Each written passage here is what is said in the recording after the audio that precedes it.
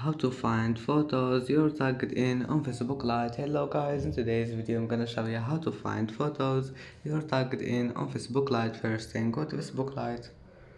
Here you will find these three lines in the top corner. Click on it and go down until you find settings, and then go down again. Here you will find activity log, and then click activity you're tagged in, and now just click photos you're tagged in. And as you see here, you can review photos you're tagged in on Facebook Lite, and if you want to remove tags, just click here.